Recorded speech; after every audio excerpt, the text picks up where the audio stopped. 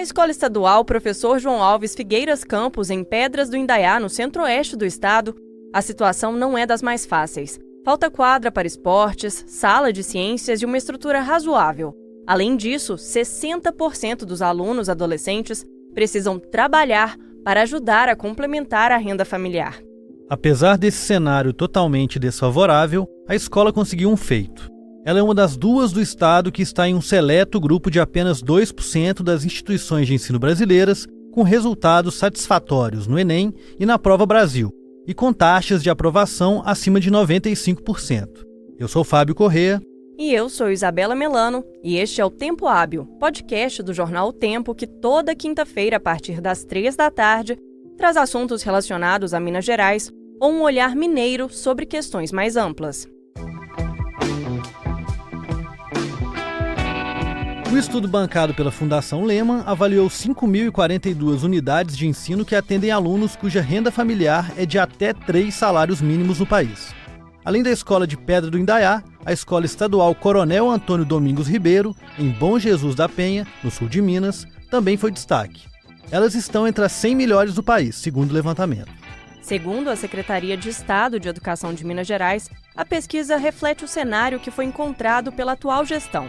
O governo também afirmou que vem trabalhando para melhorar o ensino no estado. Em Minas, são atualmente 2.333 escolas de ensino médio na rede estadual. Cravada no centro do município de apenas 4.000 habitantes, a escola Professor João Alves Figueiras Campos é a única de ensino médio na cidade. Dos seus 103 alunos, metade vive na zona rural e depende da ajuda de um ônibus da prefeitura, que leva mais de 1 hora no percurso entre a casa dos estudantes e a unidade de ensino. O que explica então esse destaque da escola? Principalmente a combinação entre os esforços dos alunos que encaram essas jornadas cansativas e dos professores que, às vezes, até buscam em casa os alunos que pensam em desistir de estudar. Outra estratégia é que a escola às vezes abre à noite, para que os alunos possam tirar dúvidas. Esses estudantes enfrentam muitas vezes até a resistência dos pais, que por não terem estudado, não veem necessidade dos filhos também se dedicarem ao conhecimento. A repórter da editoria de cidades do jornal O Tempo, Letícia Fontes, foi até a escola para entender o que levou a esse reconhecimento e voltou cheia de histórias impressionantes de superação. Eu conversei com ela para ouvir esses relatos. Então, Letícia, eu queria que você me explicasse de onde surgiu essa pauta, como vocês chegaram a essa escola e o que ela tem de diferente em Minas Gerais. Foi através de um estudo que teve da Fundação Lehman, do Banco Itaú, que eles mediram a qualidade de ensino em escolas médias, mas de escolas médias que atendem alunos de baixa renda, que eram alunos até que os pais, tinham renda até de 3 salários mínimos. E aí eles buscaram analisar escolas que tinham bons índices, alta taxa de aprovação, são escolas que tinham mais de 95% da taxa de aprovação, tinham notas superiores à média nacional do Enem. 95% de aprovação no Enem? Não, do Enem não. A aprovação que não tinha repetência, aprovação de ano na escola. A taxa do Enem era superior à média nacional e escolas que tiveram bom desempenho na Prova Brasil também. E aí, levando em consideração esses itens, eles foram 100 escolas selecionadas e só 2 em Minas Gerais. Uma que foi a que a gente visitou, que era em Pedra do Indaiá, que fica na região centro-oeste, e uma outra no sul de Minas. E essas escolas apresentavam esses bons desempenhos, apesar da situação precária. São escolas, essas 2, no caso, e a maioria são escolas pequenas, que têm poucos alunos. Essa escola de Pedra do Indaiá que a gente foi, é escola que mais de 60% dos alunos são da zona rural. Então, são alunos que têm dificuldade para poder chegar lá, demoram mais de 1 hora para poder chegar na escola. E o que você viu quando você chegou lá? O que você viu nessa cidade, em Pedra do Indaiá, e na escola Professor João Alves Figueiras Campos? O que te chamou a atenção logo que você chegou? É a única escola que atende ensino médio da cidade, É uma escola muito simples, não tem quadra, a aula de educação física é feita ali no meio da escola, assim, que é no cimento ali, não tem laboratório de informática, é uma escola bem pequena, simples mesmo, e os alunos, a maioria trabalham, mais de 60%, segundo a diretora da escola, eles estudam e trabalham, e você percebe que tem uma dedicação muito grande por parte dos professores e dos alunos também. Vários que a gente conversava, eles trabalham depois da escola até 9 horas da noite. Tem alguns casos de alguns alunos que eles tinham um caso de um menino, que é o Natan, que ele acordava 3 horas da manhã, tirava leite da vaca lá da fazenda, da família onde ele mora, ficava até 6 horas da manhã, depois pegava um ônibus, demorava 1 hora para chegar na escola, ficava na escola até meio-dia, depois voltava, almoçava e ficava trabalhando até umas 10 horas da noite. Então, assim, ele tem 3 irmãos, ele foi o único que conseguiu chegar ao máximo, assim, que ele está no 3º ano do ensino médio. E percebe, assim, que tem um dilema muito grande entre eles. Eles não sabem se eles vão prestar um vestibular, se eles vão continuar estudando, porque eles estão muito preocupados em ganhar dinheiro, porque eles precisam dessa renda. Eles trabalham em fábrica, trabalham em roça, trabalham como babá também. Só conheci uma menina dessa escola que ela estudava, fazia um cursinho para poder se preparar para o Enem. Teve até um caso de uma outra menina que ela estava até no 2º ano, ela chegou a comprar um curso preparatório para o Enem para ela poder fazer na internet, mas ela falou que não tinha tempo, porque, né, o tempo que ela tinha, ela trabalhava com a mãe em um restaurante. Então, assim, eles tentam, mas, na verdade, é mais pela superação deles do que pela infraestrutura e pela condição que eles têm mesmo de estudar. Você falou disso de determinação, tanto dos alunos quanto da escola. Você chegou a alguma explicação por que essa escola está tão bem avaliada? Por que ela tem tantas boas notas? Eu acho que é isso, porque os alunos são muito dedicados, eles são esforçados apesar disso, e os professores, a diretora, eles tentam entender muito a questão do aluno. Eles não tentam passar tanto dever de casa, porque eles sabem que eles têm que aproveitar o tempo que o aluno está ali na escola, que é o momento que ele vai estudar, porque fora da escola ele vai trabalhar, ele não tem como. Então, eles conhecem, entendem a particularidade dos alunos, eles são muito próximos, conhecem a família, a diretora, aluno que tenta, porque tem a questão da evasão escolar também. Então, a diretora conhece todo mundo da cidade, o aluno para de ir na escola, vai na casa dele, tenta buscar ele. Ela até abre a escola à noite para poder dar aula de reforço para quem está com dificuldade. Os professores, a maioria, não são da cidade, eles viajam 1 hora e grande parte não são efetivados, não são concursados, né? Então, tem essa questão também de rotatividade de professores, que é muito grande, eles não sabem se eles continuam ou não.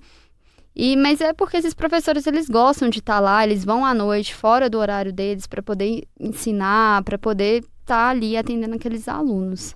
Eles tinham noção de que eles estavam tão bem ranqueados nesse estudo? Eles sabiam que a escola era uma escola de excelência? Assim, acho que a gente pode dizer que ela é uma escola de excelência, né? Pegando o que a gente tem de realidade hoje. Eles tinham essa noção? Não, eles não tinham noção. Na verdade, eles descobriram quando eu liguei para lá para poder falar, né? Que eu queria visitar a escola e a diretora não sabia. Eu falei, é a pesquisa tal, procura na internet. Aí que ela ficou sabendo. E assim, ela falou assim que foi um ânimo para eles, para a escola. Os professores ficaram muito felizes, porque é um estímulo que você tá vendo que seu trabalho tá dando certo.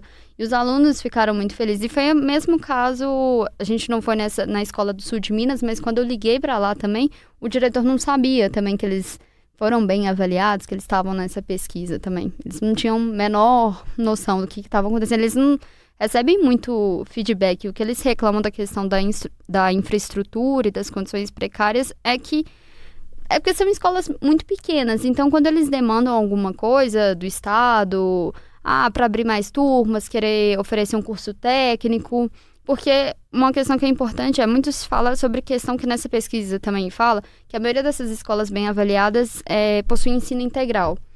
Só que nessa escola, igual a diretora falou, se você coloca ensino integral nessa escola, os alunos vão abandonar, porque eles trabalham, eles precisam trabalhar. Então, ela tenta colocar um ensino técnico, que o aluno vai ver utilidade naquilo que ele vai conseguir trabalhar.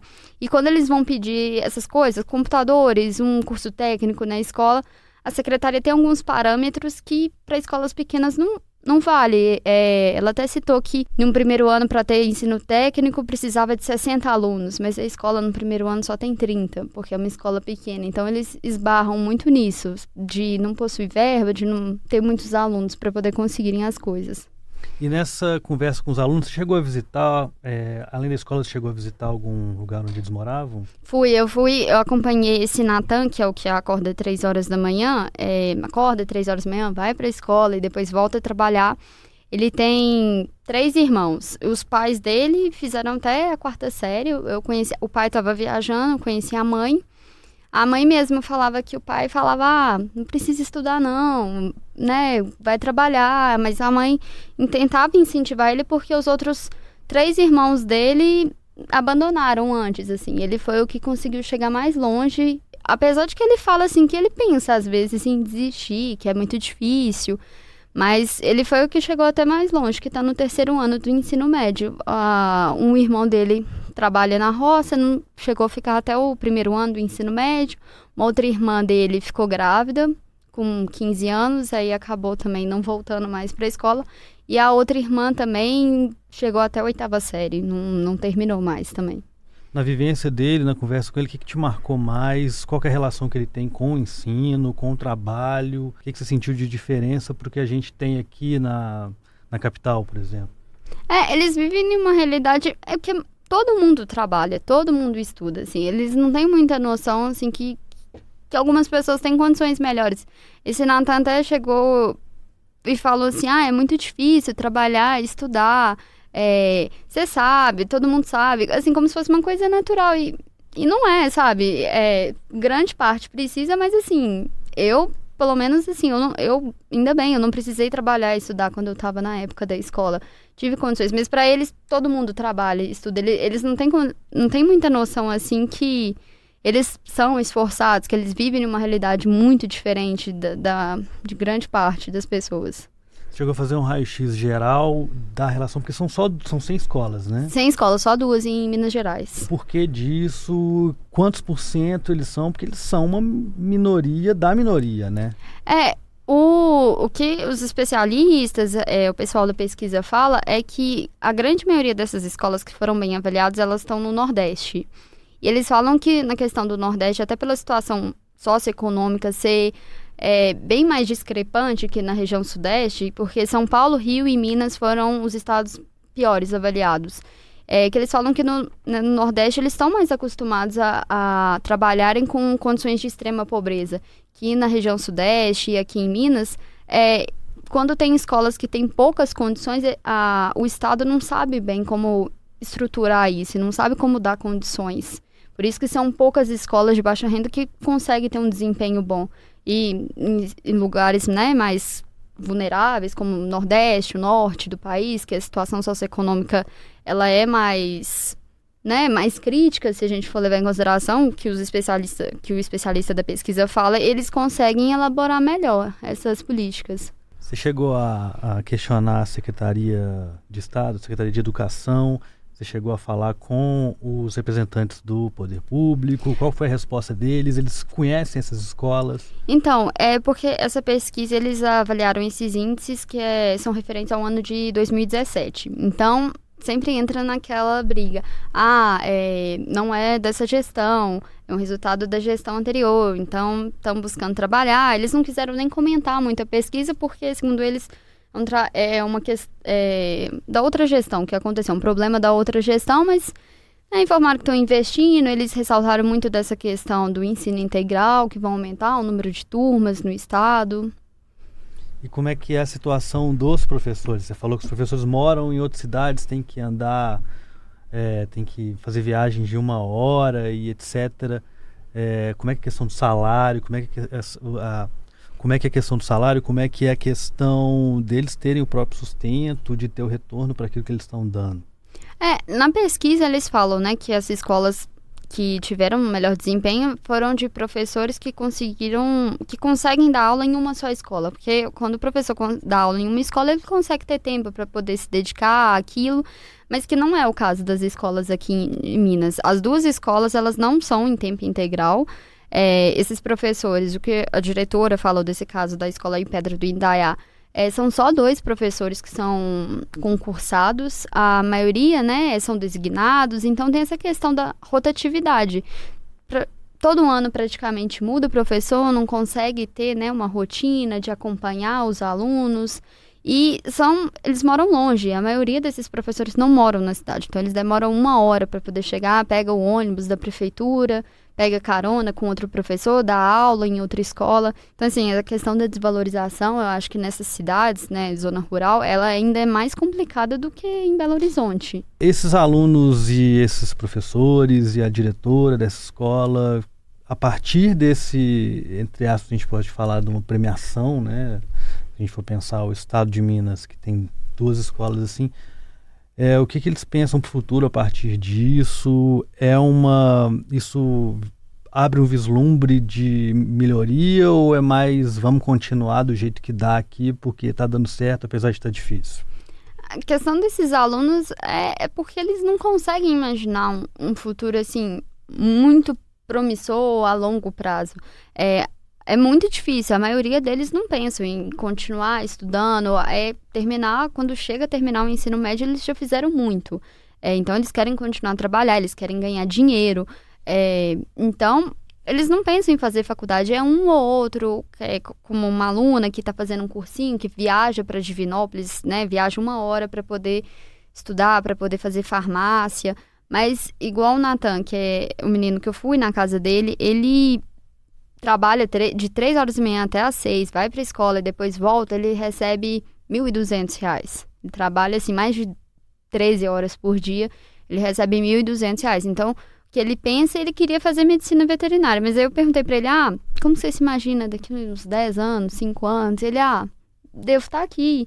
Eles não pensam, ele acha, apesar dele querer fazer veterinária, ele mesmo é um pouco realista, segundo ele, assim, que ele acha que não vai ser possível, porque ele vai ter que mudar de cidade, aí como que ele vai mudar de cidade, como que ele vai sustentar em outra cidade, ele vai ter que parar de trabalhar, e aí ele quer ganhar dinheiro, e aí ele trabalhando o dia inteiro, ele vai ganhar mais dinheiro. Só fazer um parênteses, ganhar dinheiro para eles, o que significa?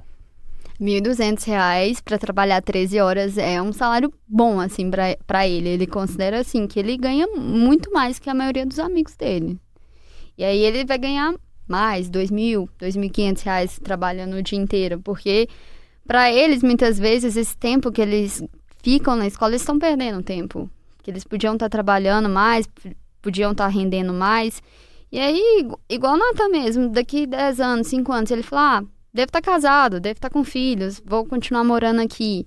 Então, é muito difícil para eles conseguirem imaginar, porque eles vão ter que mudar de cidade.